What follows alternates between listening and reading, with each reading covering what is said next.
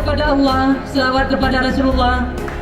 Pada petang hari ini kita masih diberikan kesehatan, kesempatan dan umur panjang, sehingga kita masih bisa hadir di sini dalam rangka mengikuti acara deklarasi pemilihan kepala daerah berintegritas dan damai tahun 2017. Deklarasi calon bupati untuk pilkada, calon bupati untuk pilkada. Deklarasi sudah tadi.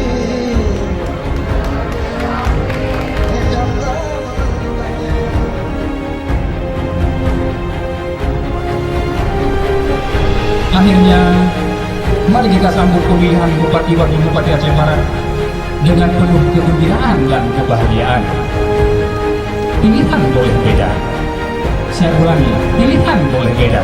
Tapi ingat, kita tetap bersaudara.